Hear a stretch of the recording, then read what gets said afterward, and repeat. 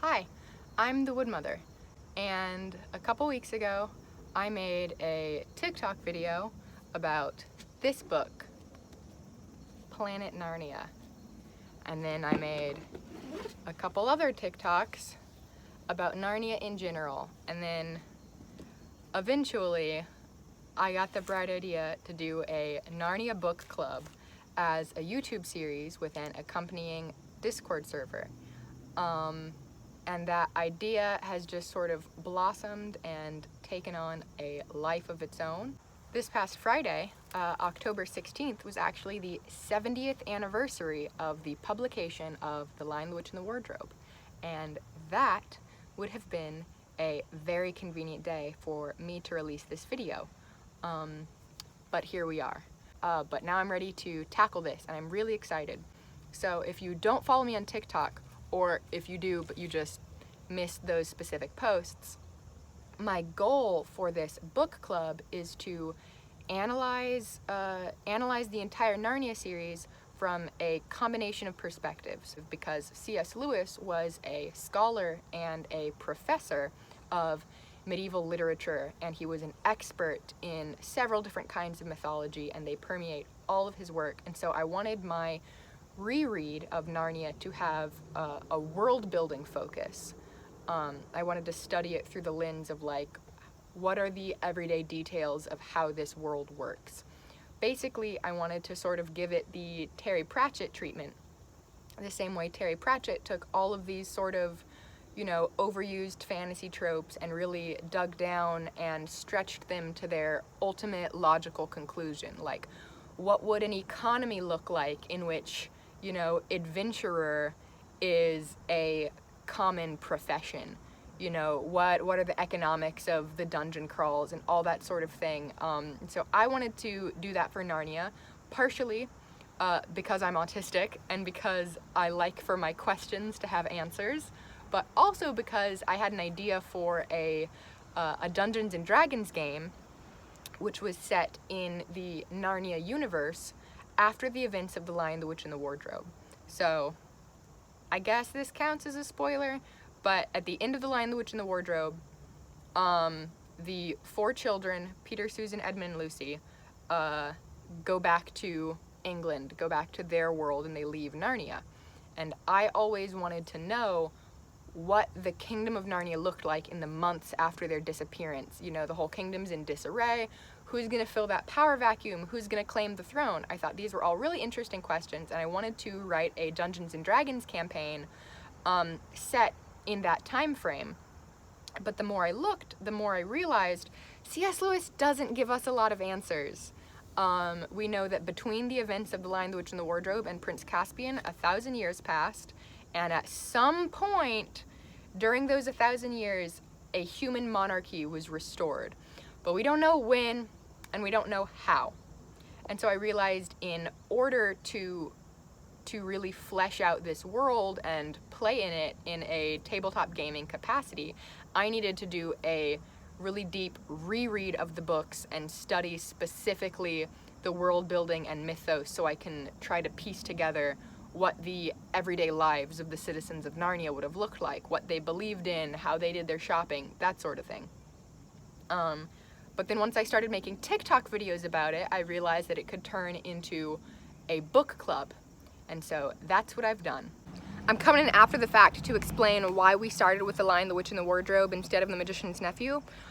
So The Lion, the Witch, and the Wardrobe was the first Narnia book that C.S. Lewis wrote. It was the first one that was published, and so it's really the center, the heart of the whole series. He did not write them in chronological order, but we're going to be reading them in the order that he wrote them in order to sort of figure out how he fleshed out the world from his perspective. So for the past couple weeks, I and my Discord server have been reading the first 3 chapters of The Lion, the Witch, and the Wardrobe and chatting about it. And so for this video, we're going to talk about some of the thoughts we have, some of the new revelations that struck me that I hadn't noticed the first times that I read the text. But we're also going to talk about this book, Planet Narnia. Now, I alluded to it before, but this book was written by a scholar of C.S. Lewis's works named Michael Ward. and it makes the claim that each of the 7 Narnia books have a parallel to one of the 7 heavens of medieval cosmogony or cosmology. They're similar words, but they're slightly different meanings.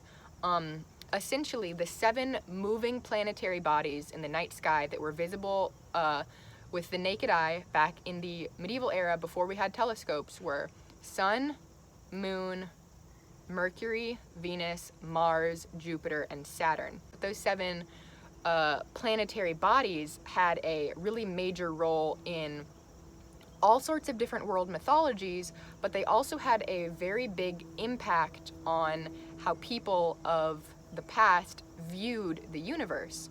And so some people might think, well, that book sounds like a conspiracy theory, but the last book C.S. Lewis ever wrote was specifically about that very topic, about the 7 heavens and about how people in the medieval era structured their entire worldview around this belief. It survives in some of the words of the English language, like the word flu comes from influenza, which indicates someone is being influenced by the planets.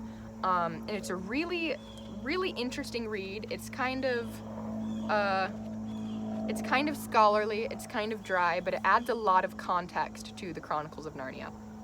So throughout this book club series, we'll be discussing both the chapters that we have read during that week, but I will also be covering some of the content of Planet Narnia and highlighting which parts of the text are inspired by specifically Greco-Roman mythology, because that was C.S. Lewis's sort of forte, was Greco-Roman mythology through a medieval lens that then also was translated through a Victorian lens, and then through the 1940s, 1950s lens through which C.S. Lewis was writing it. I talked a lot in some of my TikTok videos about the influence of Christianity on Lewis's work and how a lot of people that have religious trauma can be triggered by a lot of the themes, but I think it's also very valuable to keep in mind that although C.S. Lewis was himself a Christian, his use of Christian themes in his works was very much within the context of using Christian mythology as opposed to trying to proselytize. You know, I don't feel he was trying to trick children into becoming Christian by, like, you know, disguising the gospel. I very much feel that he thought that the themes of Greco-Roman mythology were beautiful and complex, and the themes of the Christian mythos were also beautiful and complex, and he wanted to unite them into something really unique.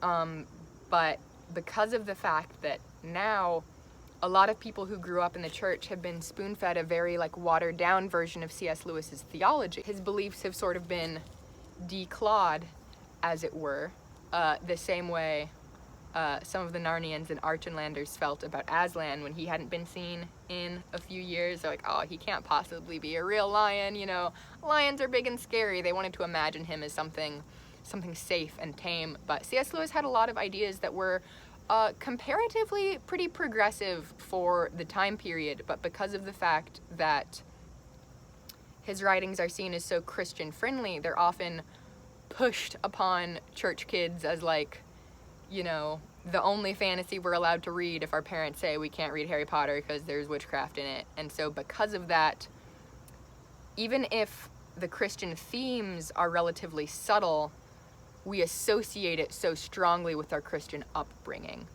But I want to try to step away from that a little bit and attempt to recontextualize it and try to see if we can come to the text with fresh eyes. So let's really get into the nitty-gritties of the first 3 chapters of The Lion, the Witch, and the Wardrobe. For this video, I specifically want to talk about Mr. Tumnus, not just because when I saw The Lion, the Witch, and the Wardrobe for the first time in 5th grade, I immediately had a crush on James McAvoy as Mr. Tumnus, and let's be honest, I still do.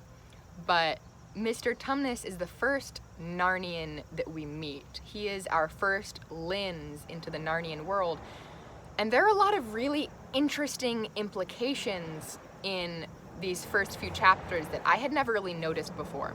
Specifically, we don't really get into the Mr. Tumnus conversations until chapter 2. Chapter 1 just sort of introduces us to the 4 children, Peter, Susan, Edmund, and Lucy, introduces us to the professor. We get to see, you know, the big interesting house that they're staying in during the war. We see Lucy go through the wardrobe for the first time, but in chapter 2 is when she goes to Mr. Tumnus's house. Before we do our deep dive into Mr. Tumnus, though, I do want to point out something really adorable that I noticed in chapter 1 on like the second page. Peter says, "Oh, this is going to be a wonderful place for birds. I shall go to bed now. I say, let's go and explore tomorrow. You might find anything in a place like this. Did you see those mountains as we came along? And the woods? There might be eagles. There might be stags. There might be hawks." "Badgers," said Lucy. "Foxes," said Edmund. "Rabbits," said Susan. I just think it's really adorable how excited they got about the possibility of meeting these countryside animals. Like, oh, you don't know, but in like a week you're gonna be in a whole world where the only thing there are countryside animals. I just think that's cute. Okay, so chapter 2, we meet Mr. Tumnus, who is, I'm not gonna lie, rereading this as an adult, I definitely get like the Stranger Danger vibes.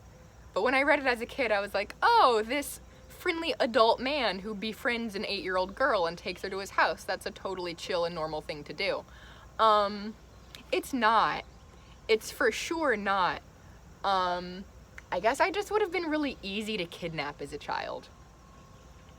But the things I'm going to point out about Mr. Tumnus are maybe not the things that other people would have paid attention to, because remember, I'm focusing on world building.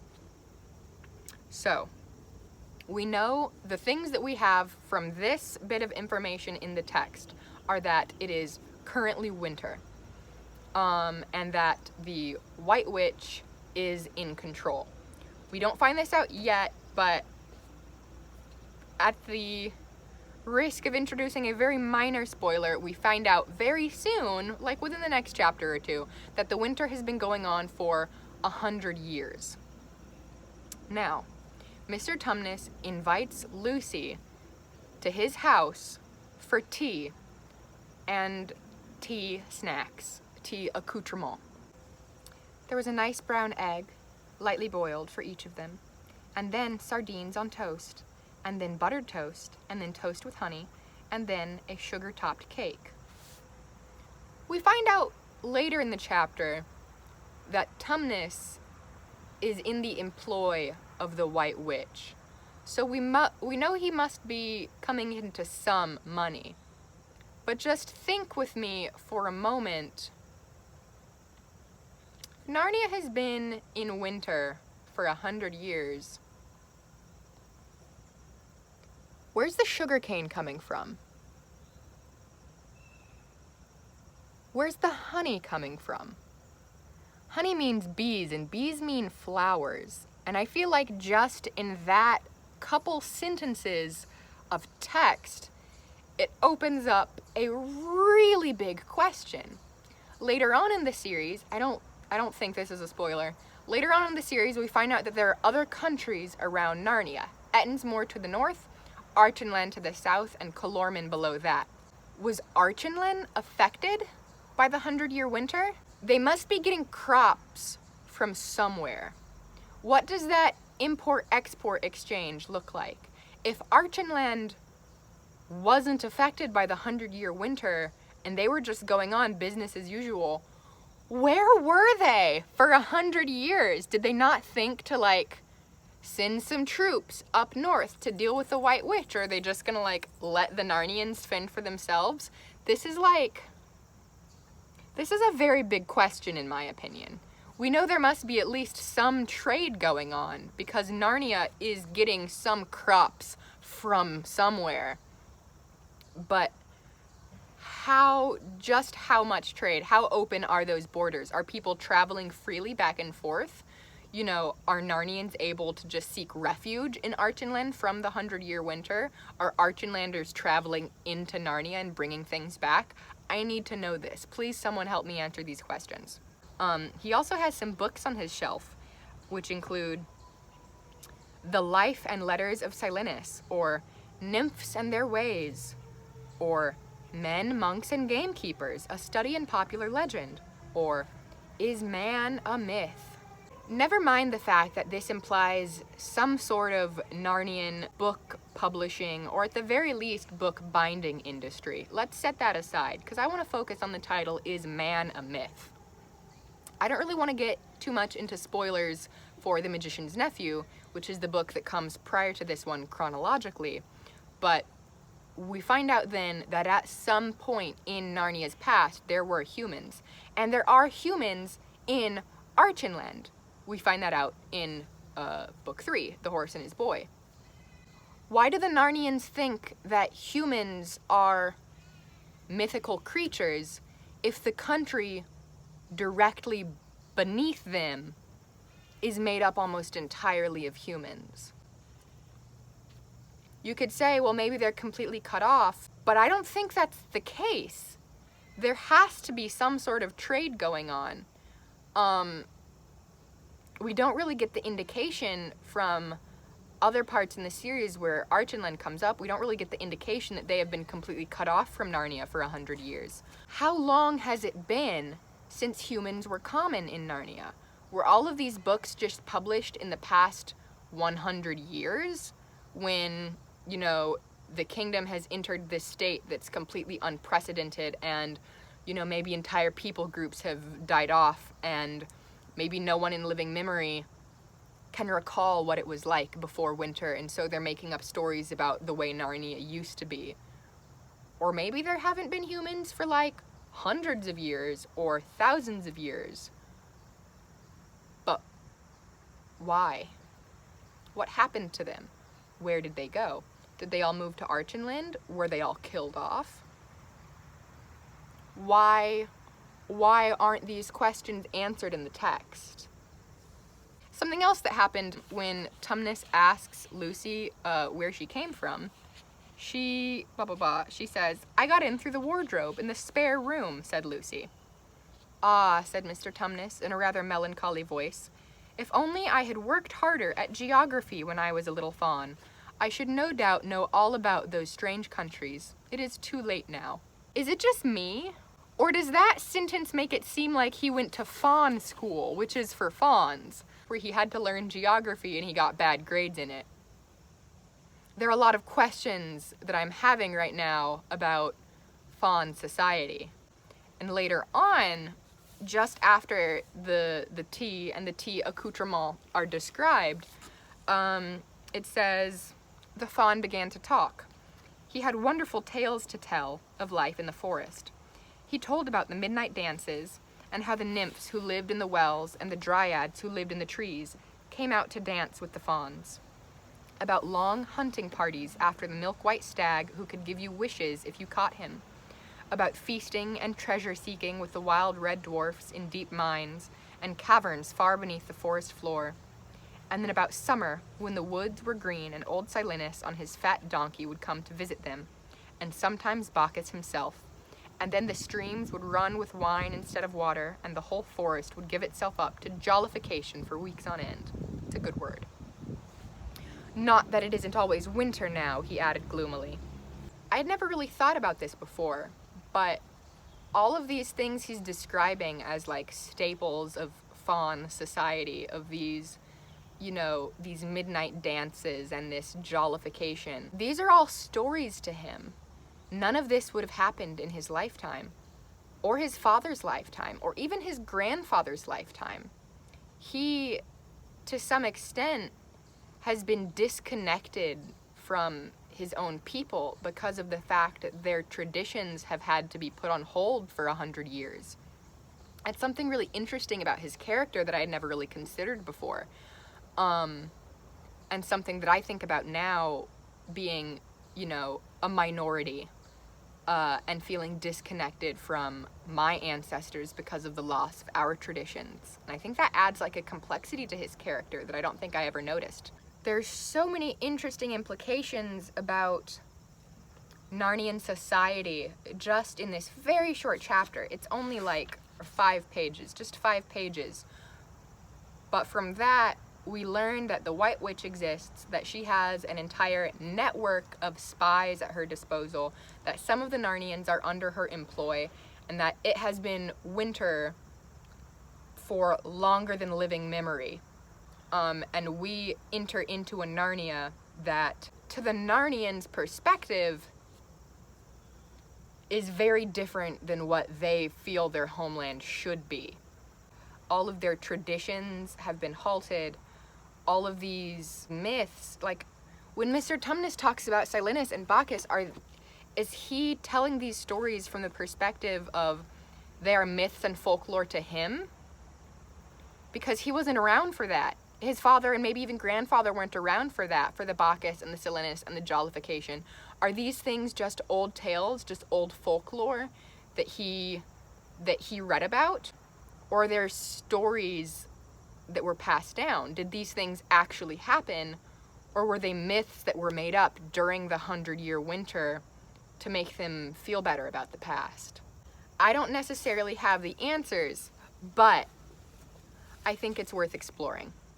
In chapter 3, we learn a little bit more about Edmund, namely that he's a little shit, and we also get introduced to the White Witch for the first time, as well as 2 other elements of Narnian civilization, the reindeer, and the dwarf that's pulling her sleigh. Knowing what I know about Narnia, I'm instantly wondering if these are talking reindeer that she is sort of forced into servitude, or if they're just like regular reindeer. But also, I'm wondering where the dwarfs are in all this. Basically, do the different like humanoid people groups have like different regions of Narnia? Like we know that the Fauns sort of center around the dancing lawn, and we know that, well, we don't know yet, but we find out later that the dwarfs are more in the hills. Have they kept to those locations during the 100 years, or have they sort of traveled out of necessity, looking for food? Also, how much has the population shrunk in this 100-year winter? I can't imagine that they have been able to feed enough people to sustain the level of population growth they were experiencing prior to this famine. I have to imagine that the Narnia we see is a Narnia that only has a fraction of the population it once had. And so a lot of social structures have probably had to be shifted around in order to compensate for that. And I think that is also an interesting implication. But chapter 3 is very short. Chapter 4 is for next week, but that's when we will get to the bit about the Turkish delight. So, I had a lot of things to say about Mr. Tumnus in this video, but I also want to bring up a question that I posed to my Discord server, which is, how do talking animals feel about their non-talking counterparts? I mean, I get that there's like an inherent level of supremacy, but like, say you're a talking bat, right? And you're friends with a talking owl, and you see each other as equals because you're both talking animals. But the talking owl, for food, eats non-talking bats. If you were a bat, how would you feel about that? Would you feel kind of vaguely threatened by this animal that could prey upon you? Or would you be like, well, they had it coming because they're second-class citizens? Do the talking animals feel about their non-talking counterparts the way Ents felt about the trees in Lord of the Rings, kind of like they were shepherds or caretakers of them? Or do they feel completely detached, the same way that, you know, humans would feel that they're distinct from animals? Also, What about animal byproducts? Because Mr. Tumnus had eggs. Someone's keeping chickens somewhere. Or are talking chickens laying eggs and using them as currency, as opposed to like someone keeping a flock of non-talking chickens? How do they feel about like their friends eating their byproducts? I think I would feel weird. Would you feel weird if you like laid an egg and then gave it to your friend and was like, here's your breakfast, now you give me some like, I don't know, milk from your udders? That's gross, right? But like, would they think it's gross? I don't know. I don't know. We don't really encounter a lot of talking versions of domesticated animals. Not yet, at least. In The Horse and His Boy, we meet a horse. But we don't really see a lot of like talking cows and talking chickens. They're mostly like countryside animals, like the badgers and foxes and eagles that the children talked about in chapter 1. And that makes sense. That makes sense because, you know, in the absence of a human civilization, there wouldn't really be a need for, you know, a large population of chickens and cows. And yet, Narnia didn't really experience the same evolutionary biology that our world did, but I guess that's a spoiler.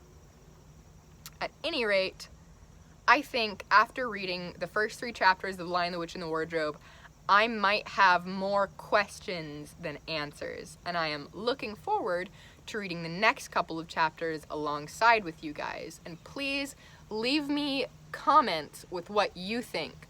Tell me if you would feel weird if you were a bat and your friend was an owl. Now, I don't want to get into like Zootopia discourse, frankly. I think there's like a different narrative framework here that's going on. A little bit of a different context to like the friendship between predator and prey animals.